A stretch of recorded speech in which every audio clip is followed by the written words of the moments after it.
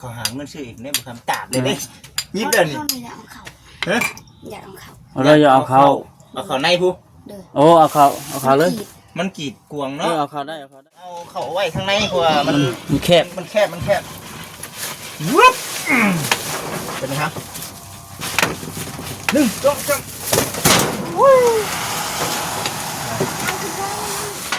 เลี้ยงไว้หันแรกเรียบร้อยไล่ระบบมันได้แล้ววันนี้จักแล้วพอโดนแล้วไปโอ้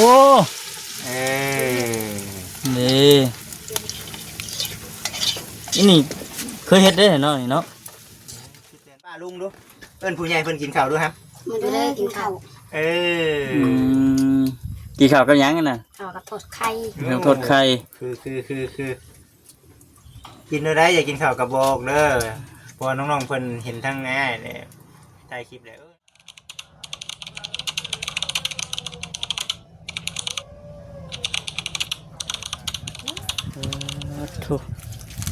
เฮ็ดยังครับฮะแล้วขีดังไฟวะนี่ไปคอยเล็บใส่พอดีมีอยู่ไฟนึงดิมันมีอยู่เนาะมีแต่เอาขี้เหงื่อได้มาใส่มันมีไฟเลยเลยเอาพยางมาใส่นะดังไฟเชียดยังไงตมีเอาสบายดีเด้อเด้อสบายดีโอ้ตัวสับปะคำข้างเลยพี่น้องเนาะเคยกูกินประจำมื้อนี่เนาะพี่น้องเนาะก่อนอื่นก็มีแต่ว่าทักทายสบายดีเด้อพี่น้องเด้อเนาะทักทายสบายดี FC สบายดีครับกันบ่ทุกคนผู้พ่อกับบ่าวคำอีกทีคือกับหน่อยเนาะปฏิว่ามื้อนี้นะได้อันเดินทางมาพี่น้องเนาะมาหาครอบครัวข้าวแอนแล้วก็ข้าวอ้อยผ้าใสครอบครัวว่าทีมงานเฮาเดินทางมาหามื้อนั้นนะพี่น้องเนาะลูก5 คนจากที่ได้ยินมื้อนี้ว่าทางนั้นพ่อแล้วก็ทางแม่บ่ได้อยู่มื้อนี้อยู่แต่เด็กน้อยนี่ไอ้ก็เพิ่นบ่เห็นพี่น้องเนาะพอดีว่าทางบ่แสนเพิ่นได้อันของมาฝากมื้อนี้ข้าว100 กิโล2 สอบได้พี่น้องเนาะแล้วก็เป็นมีแน่มาม่าแน่เป็ดไข่เป็นหยังพอดีแหละช่วงเที่ยงทั้งน้องๆเพิ่นก็สิเฮ็ดอยู่กินพี่น้องเนาะเอาแล้วแต่เด้อน้องๆสิกินหยังเฮ็ดกินเด้อเนาะคนอยากปกแปกมาเลยพี่น้องเอ้ยเฮ็ดกินอย่างนี้เนาะมื้อนี้เฮ็ดเรียบร้อยแล้วก็อ้ายก็สิชิมลงเบิ่งบาดชิมสีมือลงเบิ่งบ่มือสิผ่านบ่เนาะว่าซั่นนะทุหมูย่าง14หม้อกับเปิ้นย่างแต่เฮือนฮักนี่แหละนี่หม้อนี่มีตัวนี้บ่แม่นหม้อหูขาดได้นี่เนาะหม้อหูขาดนี่เครื่องของมื้อนี้ผ้าห่มมีฮอดตัวบางตัวหนาหลายพอสมควรอยู่ได้ลายเนาะเอามาครับมาจับกุ้งจับกล้องมันจังโบบุญกันเก็บน้ำไม่ไหวเอาไข่ตีเฮ็ดเลยห้ามเป็นนาทีกันเฮ็ดซอยกันเลยบ่ที่บ่เป็นหยังดอกใครควรนั่งอยู่บนเก้าน่ะเมื่อยเด้เนาะแม่นเบ่งนาทีกันข้าวแอนจังมาได้เสียเนาะเจ้าให้ทางน้องเพิ่นนั่นก็ได้ที่ไปเนาะนี่สิเบิ่งข้าวพ่อกับแม่ไปแท้มื้อนี้น่ะมาใส่ล่างเกิดบ่เป็นดำนามันบ่ครับดำนาป้าเอาดำนาตัวพุ่นโอ้เมื่อบ้านพุ่นอ๋อเมื่อได้จังมื้อแหละตัวใดมื้อมีแต่เจ้าอยู่นี่พากันนอนอยู่นี่เพิ่นมาเลยสิได้พากันไปนอนบนเก้าเนาะตอนเพิ่นมาเนี่ยไปนอนนี่พุ่นเมื่อคืนนี่ไผไปนอนอยู่นี่ต่อหมู่แอนแต่เจ้ามานอนอยู่นี่มันก็สูงบ่ยาวอีกนอนกับน้องอยู่นี่เนาะมันสูงแม่นบ่เพิ่นมาแล้วเจ้าสิโอ้ยาอุ่นยุ่งเอาไว้จูบกลางคืนบ่อื่นนี่แค่หามบ่เฮ็ดบ่ได้บ่เอาจักหน่วยอ้อยจังมึงเลยติจักคนนี่3 คนนี่เอาคนละหน่วยแล้วเป็นหยังคนละหน่วยแล้วเป็นหยังคนละหมากรถเพราะว่าคือได้ยินข่าวว่ากินหยังกับบ่อิ่มแม่นบ่กินให้มันอิ่มเลยบาดกินให้มันอิ่มเบิ่งดู3 หน่วย มันต้องแบบนั้นอยู่แล้วได้เอาดิพี่น้องน้องเจ้าคนสิตุกยอด10N กับ10อ้อยกับ10อ้อยเข้าเฮานี่เข้าก็ได้ที่หันนี่ โศกใหญ่ล้นทับพี่น้องเนาะเข้าอันเบิดเข้าอันที่เจ้ากินแต่ละมื้อนี่เบิดเลยบ่เพิ่นแม่เพิ่นชื่อไว้ให้แล้วบ่แม่นเพิ่นคิดว่าลูกเจ้าสิอยู่เฮือนแหละเพิ่นเลยยันมีให้เป็นอย่างนี้น้ำมันเอาก็นั่นเอาเลยเดินไปช่วยกันได้นี่เนาะต้มเป็นบ่ต้มมีนี่เนาะบ่ได้ต้มมีได้เพิ่นบ่ได้ต้มมีได้เฮ็ดเมนูยังนี่ทอดไข่ป๊อกทอดไข่พี่น้องเนาะคิดว่าเพิ่นสิต้มมีเด้อันนี้ไอ้สิปรุงหม้อก่อนยันเพื่อเจ้าเปิดปิดดิจะนับดึงเลยเยิ้ม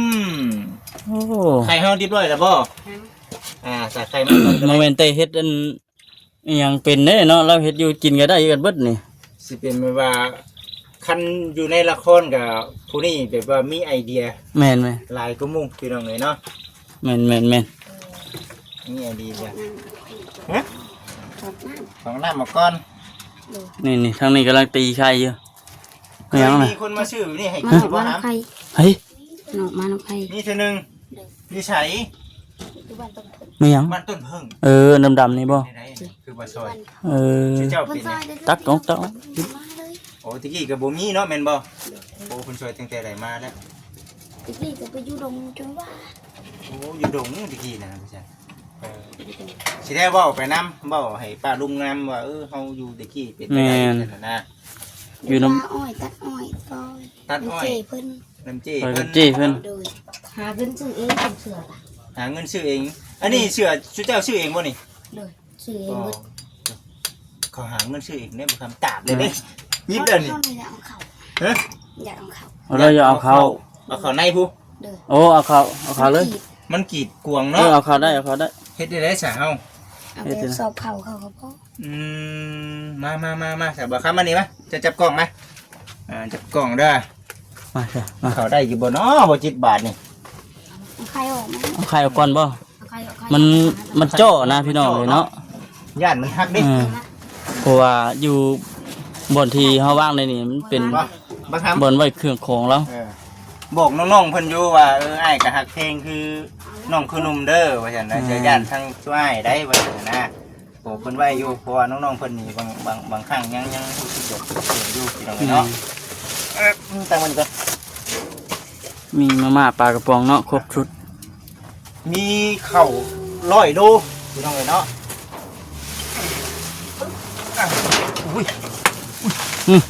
ค่อยๆเด้อ1 2ดึงไปไอ้นี่ดึงได้มันน้องเพิ่นว่าจะเอาเข้าไว้ข้างในเพราะว่ามันแคบวุ๊บเป็นไงครับ1 2 3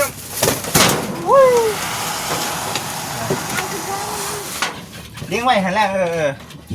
ตัวไหนตัวนี้ยังพอกินบ่ยังพอกินก็ต้องเอาไว้ตัวใดนั่นนี่มันคนเขาไว้ในเลยหมูเป็นยังเป็นอะไรเป็นบอกเครื่องของผู้ใหญ่เป็นชื่อให้เนาะมีศาสตร์มีมุ้งมอนเครื่องครัวแล้วก็ครบเนาะครับไอ้ผู้ใหญ่นะแบบไอ้กล้องบ่ฮัมแม่นบ่เพิ่นไปใช้มันนี่กล้องเพิ่นไอ้กล้องกับปุตี้อะไรพี่น้องเนาะมีแต่เพราะว่าเฮาก็ยังบ่เรื่องเคยกันมีแต่ว่าบอกอ้ายไว้เด้ออย่าอายได้เด้อผู้ใหญ่เพิ่นช่วยกระบาบน้องๆบอกเพิ่นนะดีมากเยี่ยม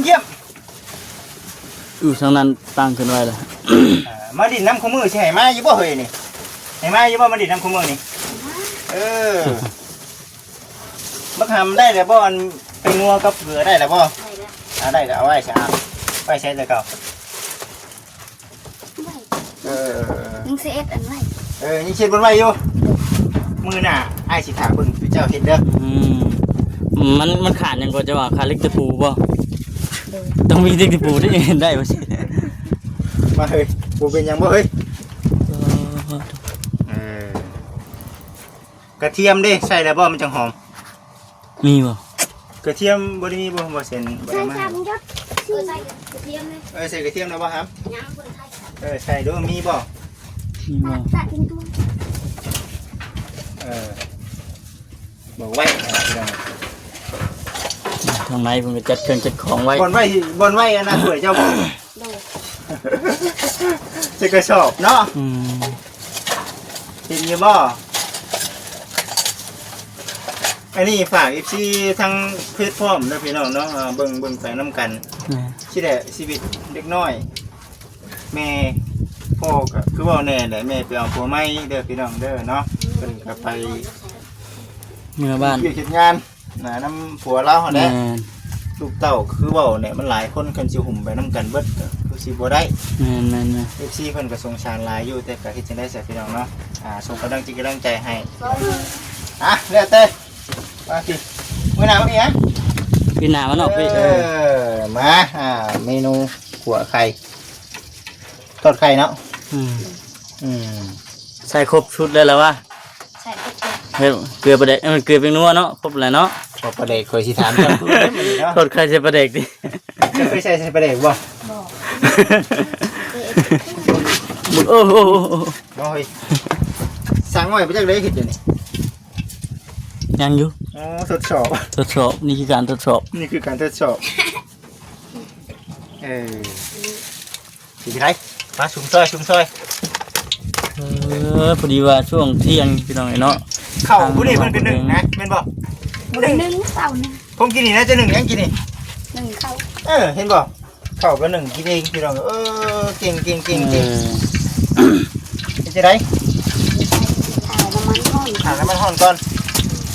ได้แล้วบ่ยังอยู่ นั่นแหละเอารถบอเซนขึ้นมาให้แล้วยัดรถละ กินยังก็เห็น แล้วลม ได้อยู่ได้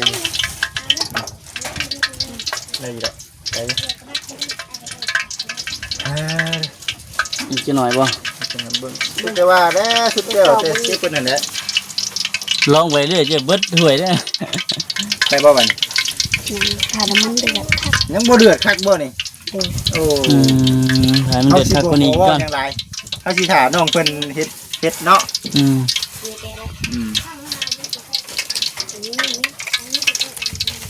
อันนี้เจ้าเฮ็ดเองบ่หำจังกะซีตัวนี้ บอกนี่ไงเอง ให้เฮ็ดเองนี่โอ้ได้บ่เนาะบัดนี้สิจบได้เด้อเคยจบอยู่บ่จะเฮ็ดนั่นได้เฮ้ยเรียบร้อยไล่ได้บ่บัดนี้ ได้แล้วบัดนี้ ยัง ตั บ่ กแล้วพอโดนแล้ว ไป โอ้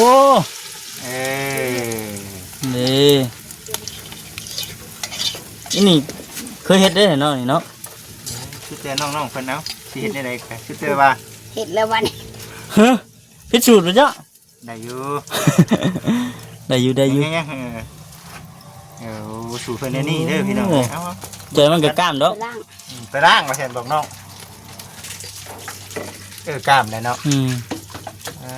สูตรได้นี่เนาะ บอกเคยทอดเคย ฮะบ่เคยเหรอ ดู อ้าวคือใกล้เฮ็ดฉบับนี่ อยากกินข้าว อยากกินข้าวเลยเดี๋ยวไอ้ถามมายังบ่อยากว่าซั่นไอ้ฮู้นะว่าน้องๆอยากน้องอายน้องเกรงใจจะไปเกรงใจคือไอ้ได้กินมาแล้วโอ้ยสังกะสีโอ้ยหัวลายแล้วบัดนี้ม่วนอยู่บ่ไอ้มานี่เช่นได้เอาสิได้บ่ม่วนก็ต้องม่วนเอาเด้อ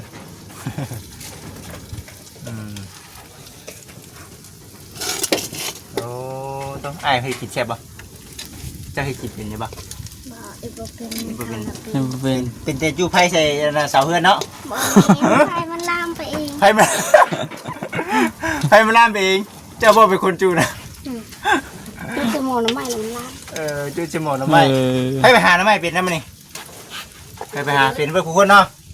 เดี๋ยวเช้ามื้อเฮาหาน้ำไม้ให้ป้าลุงเบิ่งเนาะไปนำกันเนาะนี่แถวนี้แม่นบ่ชื่อเจ้าหาใช่แล้วครับ ใช่ อย่าพาทางง่ายลงทางได้ มาลง บ่ลงบ่โอเค น้ำไม่ไหลบ่มีบ่น้ำไม่ไหลท่านนี่ น้ำไม้หยังก็น้องค่ะน้ำไม้ไผ่บ่ ไม่อันนั้น น้ำไม้นั่น ทำไมบุ้ง น้ำไม้บง ไม่บง โอ้มาพี่มื้อ ให้เบิ่ง มื้อน่ะเอาเยิ่มเฮ็ดเป็นนี่เอาเยิ่มหอมแท้เฮยนี่ ปอ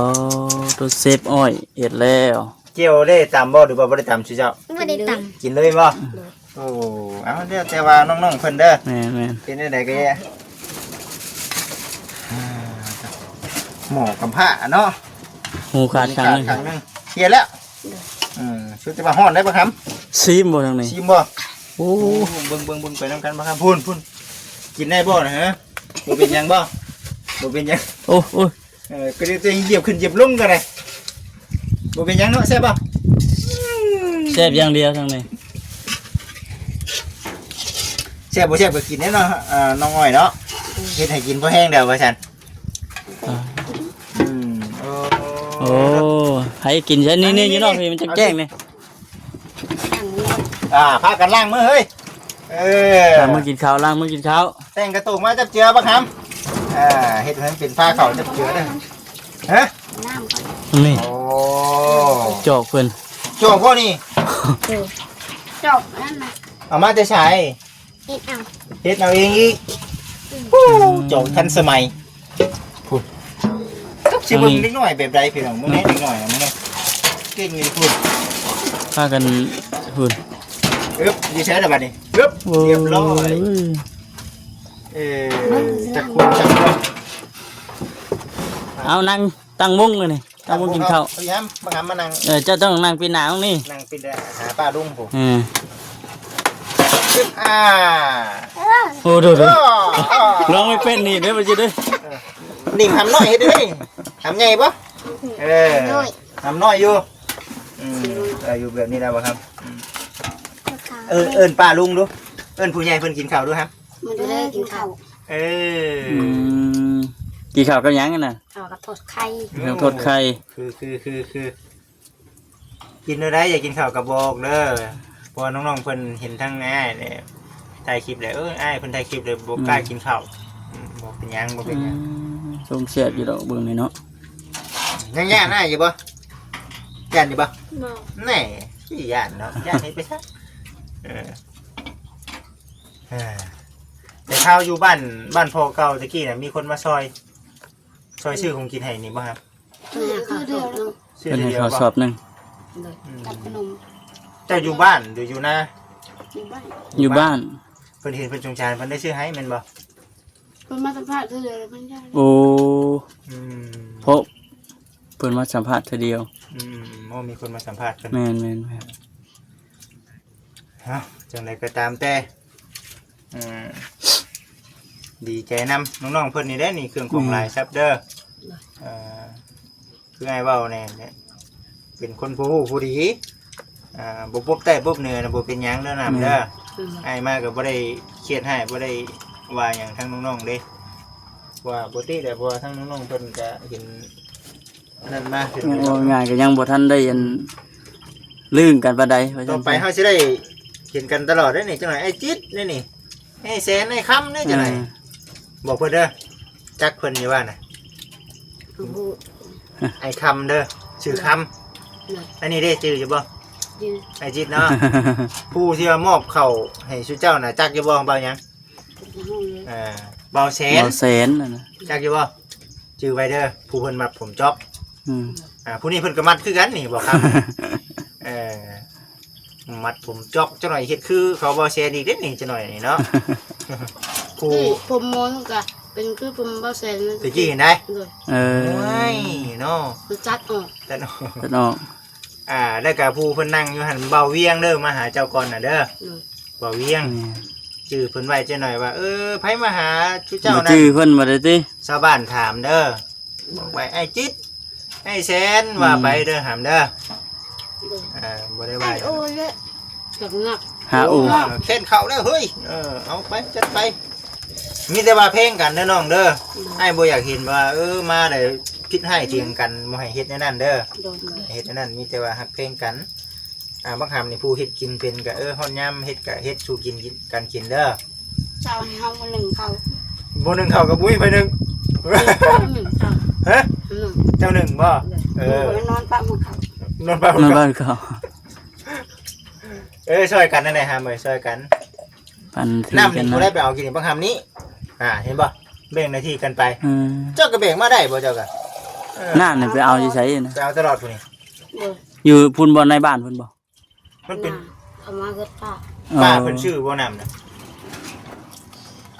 เพิ่นพัด ฮะ เพิ่นพัดน้ำสั่ง โอ้ เพิ่นกินน้ำสั่ง อ๋อ น้ำสร้างควัดเนาะ ขวดน้ำสร้างคิดว่าเจ้ากินนั่นนี่บ่แม่นเนาะอันนี้ไว้ใช้ กินบ่ได้ ไว้อาบ บอกเพิ่นว่ากินได้ เคยกินอยู่ เว บ่ ลามันคุณ น้ำมันขุ้นอ๋อ น้ำสร้างแบบเดียวกัน ยามแรงคุณกินได้ อันนี้มันฝนตกอย่างแค่นั้นมันจะขุ้นเนาะ เด้อ เห็นว่ายามแล้งนี่อิ่มว่าคำว่าอิ่มต้มไม่อีก ดื่มแล้วทำ ย่านหวะเนาะเคยเห็นน้องๆว่าอยากกินข้าว สุดยอดเลยกินกันไปว่าบ่อิ่มบ่แน่นบ่อิ่มนะเนาะแต่ก็ กินได้ครับกินให้ใหญ่ไว้ ไผตัดผมให้เรานะ ไปตันให้ เดี๋ยวสร้างอ้อยบ่ฮะ ได้เพิ่น อันน่ะ ได้หมด เอาเลย ตันให้แล้วตันบ่เบิดวิศวกรเกิดมาวิศวกรนะ เฮ็ดเป็นหมดทุกอย่าง เป็นผู้นี้ย่อมว่าผู้นี้เป็นโอ้โหขึ้นเพิ่นสิเก่งกว่าหมู่แน่ อืม ในการสร้างการสร้าง เนาะ มักคนแบบนี้เนี่ยจะได้เห็นยังเป็นไงซอยแห้งอย่างเดียวนะซอยแห้งอย่างเดียวเนาะซอยกันอย่าบ่เห็นนะฮะหักแพงกันไว้นะครับเด้ออย่าเฮ็ดจะให้กันได้ แม่นหักแพงกัน อย่าเฮ็ดจะให้กันอิ่มแล้ว อิ่มแล้วบ่ บ่เบิดซับ กิน เนาะ ให้อิ่มเด้อ กินให้ได้ชาติสุเจ้าบ่มีติ บ่ บ่มีชาติเนาะ นี่แต่เก่าอันไปดูดงรถพวกกินเบิดมอนกับบักลายอยู่ตอนนั้น พวกกินเบิดอื เม ม นฟ้าออกมา แม่บ่พาออกมาแล้วพวกกินเบิด เออ ดอกสุดไม้นี่ จกชุดไม้ ทางบึงบนเพิ่นอยู่บนเก่านี่คือสิอยู่ไกลดอกบางบึงให้ดงว่าซั่น อยู่ดง ไกลจากบ้าน ลงอื้อเนาะ ดงอื้อ เด้อว่ะ ดงอื้อนี่อยู่แถว ไก่เนาะ มูพามาตอนมูมาลิ่นน้ำมันเข้าไปหาแล้วเบิ่งอยู่ บ่บัดสุเจ้ามานี่ได้จากลงมือนะครับ มาน้ำเจมาน้ำเจ เจ้บ่ไก่เด้อบ่อะ บริการขี่ก็ไปทางนี้ก็ห้อง เออ มากับเจ้เนาะ เจ๊พามา เรียกแล้วบ่คำเรียกแล้วพากันไปนั่งอยู่หั่นบ้านมันห่มไปพากันไปนั่งอยู่หั่นก่อน ไป เมื่อยป่ะครับเมื่อยกดเอาเด้อดินน้ำกันนี่แหละโอ้โหเห็นบ่อนี่ นี่ก็กำลังสิสร้างใหม่จังนี่บ่ นี่บอกเลยว่าเจ้าเป็นคนเฮ็ดเองนี่ แม่โตทำไม นี่พอไม่เฮ็ดเนาะ ผลิตนอน เด็ดนอน นอนนี่เห็นบ่ นั่งใจ นี่ก็ได้อยู่บ่ครับเนาะ แม่น อิงไปแบบนี้แหละพี่น้องเอ้ยเนาะมันบ่มีบนสุนมันบ่มีบนเพิงFC หลายๆท่านเพิ่นก็คอมเมนต์กันเข้ามาอยู่เด้อพี่น้องเด้อในเรื่องการเพิ่งผ้าใส่นี่ก็เนี่ยที่พี่น้องก็บ่จิตก็บ่ได้ติแล้วก็สิบ่เว้าถึงว่า แม่นบ่เอ่ยถึงเนาะ เพิ่นก็ซ้ำเพิ่นเนาะครับเนาะเพิ่นก็ซ้ำเพิ่นคันเฮาเนาะเฮ็ดผิดเพิ่นก็ให้แน่แหละเนาะคันเฮาเฮ็ดผิดเด้ไปคือกันเพราะฉะนั้นทั้งน้องๆก็พยายามอย่าเฮ็ดผิดเด้อเฮ้ยเด้อเฮาบ่มีที่ทางอยู่ได้ซะกับที่ป้าก็บ่แม่นที่ของเราบัดนี้มันเป็นที่ของผัวเราเนาะเพิ่นมาอยู่น้ำผัวเพิ่นแล้วผัวเพิ่นพาเฮ็ดภาษา มันเป็นอันนั้นพี่น้อยเนาะ เป็นอันนั้นยันว่า FC คิดว่าป้าก็คือว่า ที่ดินที่ดอนคือ บ่ปาน ล ให้ งลายอยู่เห็นเด้ บ่ปันให้บ่แม่น มันขึ้นอยู่กับมันผู้เป็นผัวพุ่นแล้วเนาะมาอาศัยผัวอยู่ว่าซั่นซะ คันลูกหลานเพิ่นก็ให้อยู่สิได้นี่ให้อยู่แต่ว่าคันสิปันที่ปันทางให้ก็บ่ได้บัดนี้พ่อกับแม่น้องเพิ่นก็ไปเอาผัวใหม่ได้เด้ แม่น ครับเพิ่นสร้างครอบสร้างครัวได้เพิ่นก็เลยว่ามึงบ่ปานใดเนาะว่าเฮาก็เฮาเข้าใจนะพี่น้องเรื่องเพิ่นเข้าใจอยู่ว่าโอ้สุดโหดนำผู้อ้ายน่ะกินข้าวอยู่ไสบัดนี่ แต่ก็แลนไปเลย เล่นไปเลย แล่นไปเลยบ่อันนี้คือแบบน้องเพิ่นยังแบบอยากสิ เป็นภาษา บ่จักเข้าอยู่ เขาลิ้นมักไล่ ดิมักไล่ เป็นโรค เราไปตำมันตอนนั้นแหละ ขี้ดื้อหลายนั่นแหละเนาะขี้ดื้อหลายเอาเด็กตัดให้ดิเด็กตัดให้นะ มีกระตันนะ บ่ได้ใช้หวีบ่ใช่นี่นะ บ่ โอ้ยจะพอดอกเนาะใช้หวีน้ำที่ละหามกันจะเป็นช่างตัดผม บ่ได้เป็น ไม่อยากเป็นแต่มันจะเป็นเนาะ สร้างจำเป็น สร้างจำเป็นว่า ช่าง ใช่ จำเป็น เนี่ย ของคงเป็นร่างรถไฟอยู่นี่ เป็นล่างรถไฟ บางนั่นก็เป็นกระท่อม ใช้อยู่ใช้กระท่อมไผกระท่อมวันนี้อยู่บางใด กระท่อมพื้นดิน เห็นอยู่ใช้ เอาเล่ มันลงมันเอาเละอันนี้นะ ไม่ใช่ มันได้แล้วนั่นเขาขี่ไป ก็ขี่ เอาเล่ ใช้ขี่ใช่พวกนี้ โอ้ยจานแล้วบาดนี้ พวกนี้เป็นคนเห็นพวกนี้ขี่ใช่เนาะโอ้ยตายคนนี้ได้ลายเพชรเอาเลย คักเลย บางนั่นก็ลิ้นมักไล่เลยงานเลยผู้อ้ายนั่นน่ะ ลุม ไปถือไปทำไปดิน อย่าหังเมานะคน ดิ นั้น นน้อย บ่ใหญ่แต่บ่บนขุดเฮือนพื้นดินนะคือเฮ็ดเฮือนพื้นดินหมายความว่าไดมัน บาง บ่มี นั่น มัน ก็ อยู่ วงใหญ่ เคยเข้าไปนอนบ่ พุดเอ็ดเขาไปลิ้น เกี่ยวพากันไปนอนนะ นอนก็มานอน ตัวนี้ตอนที่แรกก็ว่าสิเจาะสอดพูด โชนี่ มันที่แรก สร้างเห็ดเนาะบ่อยากมันลุกลงทับบ่ ฟังเด้อระวังเด้อนั่นแหละพี่น้องเอ้ยเนาะได้บ่ครับ แม่นคิดหน้าจังว่ากัน เด้อ พี่น้องเลยเนาะ ช่วงเร่งๆไอ้สิมาเยี่ยมยามอีกเด้อ เลย อย่ามาไอ้ออกเสียงออกไปเวียกอีกเด้อ เลย ก็คือว่าได้ไอ้มานี่ก็บ่ได้ว่าหยังไอ้ก็บ่ได้เครียดบ่ให้ทั้งน้องๆเด้อมีแต่ฮักแพงนี่แหละมีแต่ว่าคันมีคนช่วยทั้งน้องๆไอ้แฮงดีใจนํไอ้แฮงดีใจนํสู่เจ้ามีแต่ว่ากินอิ่มกินพี่ใหญ่ไว เลย ใหญ่ไวเรียบร้อยไปไทยหน้าซอยเด้อบัดนี้เที่ยวเซโนพุ่นเคยไปอยู่บ่ หาเราไทยเป็นไม่จะพูดไทย ได้ก็ยาเนาะ เอาง่ายๆ ส กั อน บมาแก้เม็ดแล้วมัน ผู้นี้ บีบ บ่กล้าไทยแต่ว่าผู้นี้กล้าไทย แต่ผู้นี้สามารถ ไป สิ ไทย เฮ็ด ไปปีกายนี่ก็ไปไทยฮุบน้ำลุง อีกหน่อยเขาเป็นเด้บ่คำเลยเนาะผมยังพาว่าจักควมไอ้มักคนจักควมนี่แบบรู้สึกว้าวนำ เหมือนละมาจากรอยหิวข้าวแต่ว่าจิต ข้าว พอดีน่าจะมากินข้าวเด้อ มากันเอิ้นมากินข้าวกินน้ำเด้อ สบายดี สบายดีครับสบายดีโอเค ไปพี่น้อง ไปพี่ เนาะ น้องเด้อจังว่ากันอีกเทื่อเห็นบอกคนกลัวให้น้องเพิ่นตั้งน้ำให้ก็ยังได้เด้เก่งว่ะ ถึงบ่หันขอนี่ถึงอยู่บ่บ่กูเลิกตัวเสียว เพิ่นการก็ซี่ไว้เลยป้าชาวพี่น้องเด้อเนาะทางบ่จิตก็ได้ก็จะได้จบคลิปก่อนแล้วขอบุญกับคลิปเนาะทางผู้รักผู้ใหญ่ ไปพี่น้องเนาะจังไดก็โอเคพบกันคลิปหน้าคลิปต่อไปสบายดี